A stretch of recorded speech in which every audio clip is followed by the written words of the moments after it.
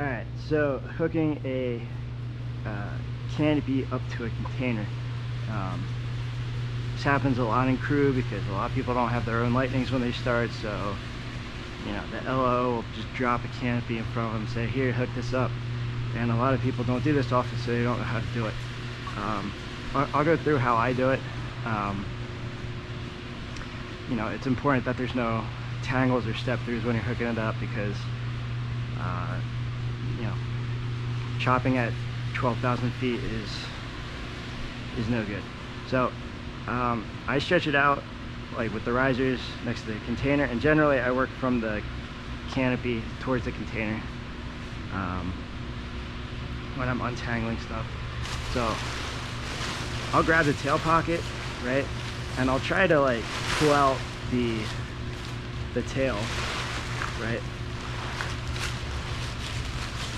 and this gets it oriented so that it's laying nose down. You want to get any packing weights out of the canopy.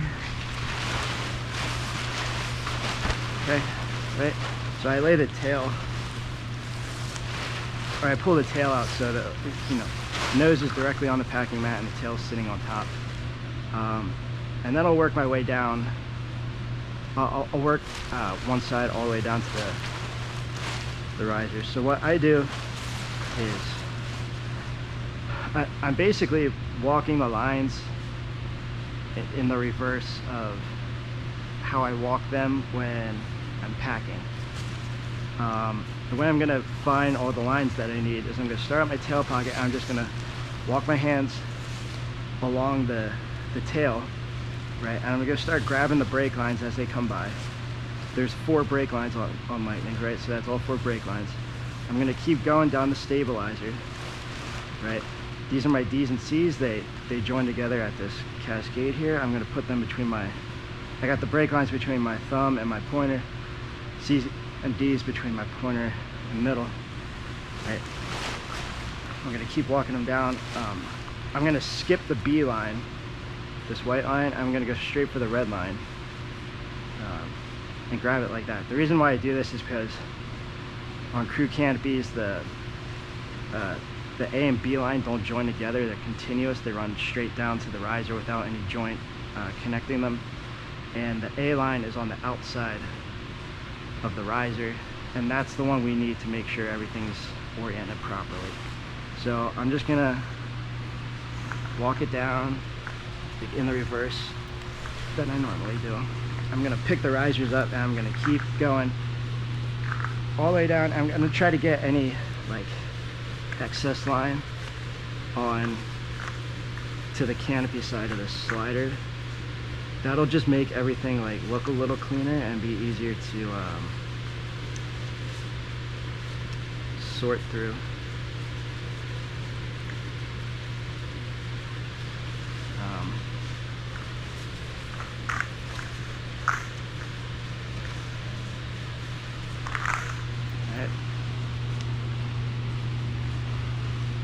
So I'm just going to take the riser that I'm working on and just look at it and try to see. Now I intentionally put a bunch of tangles in this. Let's see just how difficult I made it. So I'm looking at my brake line right now, and I can see like the riser's kind of flip like that, maybe. Right, that looks a little better. Okay. Alright, so now it looks like this brake line has gone like all the way around the canopy or all the way around the riser, because you can see the front riser lines are running between the rear riser lines and the brake lines, so that's weird. So I'm just going to fix that problem. I'm looking at like one problem at a time and just trying to fix one at a time. If it's real bad and you just can't figure it out, you could use a canopy rack like that one and just hang it up, and that's the easiest way to go through all this stuff. So I'm still looking at it. Alright, my brake line's free and clear to my hand. My outboard rear riser line is free and clear to my hand. And if I get the half twist out of this front riser, the A line is free and clear in my hand. So everything's clear, okay? Right up to the canopy. Okay. So I'm gonna hook this up right away. So holding the riser, I highly recommend like actually looking at the big ring when you hook it up. At work one time, somebody was hooking stuff up like this because they didn't want to move it, and they hooked it up wrong, and it got to the customer like that. That's no good.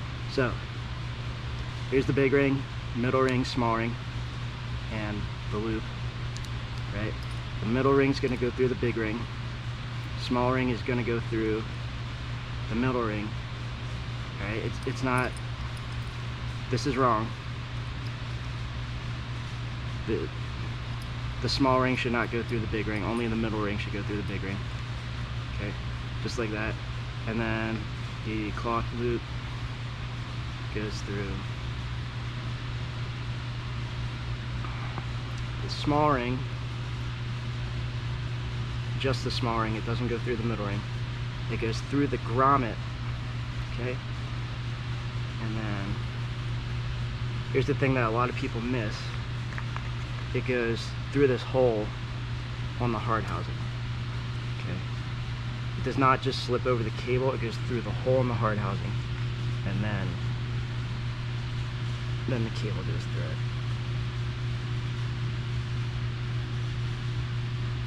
A lot of people gripe about bending the cables like this. Like they say you should back it out here so that you don't have to bend the cable like I just did, but I'm lazy. And then the cable goes into the housing on the riser. These risers are good ones. They have hard house, like an actual hard housing, and they're like this material. They have it in here, and that's so if this gets twisted up in a wrap or whatever, it's not pinching the cable directly. That hard housing is providing a structure where the cable can still easily slide out. Okay. Now we're going to do the same thing on the other side. Right, I'm going to find my tail pocket again. Walk my hands along the tail, collect the brake lines. They're between my thumb and pointer. Go down the stabilizer. C and D lines go through, go between my pointer and middle. Right, keep walking along the stabilizer. Skip the B line, grab the A line that goes between my middle and ring finger. And just walk the lines down again. Okay.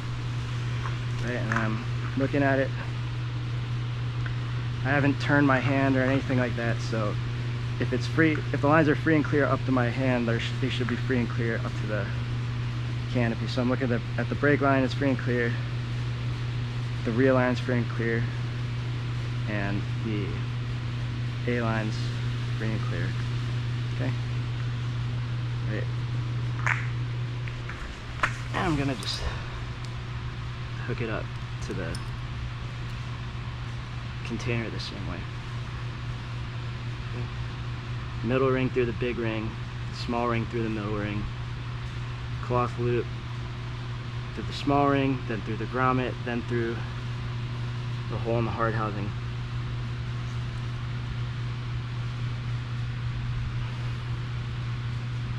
Cable goes through the cloth loop.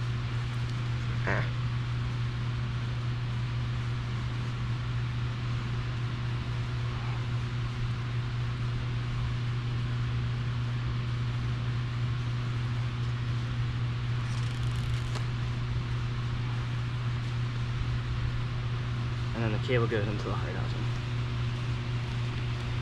Okay, that's it. I don't really have an algorithm for how you untangle something.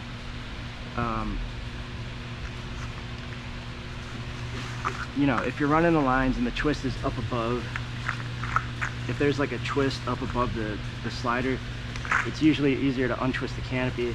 If there's a twist below the slider, it's usually easier to untwist the risers.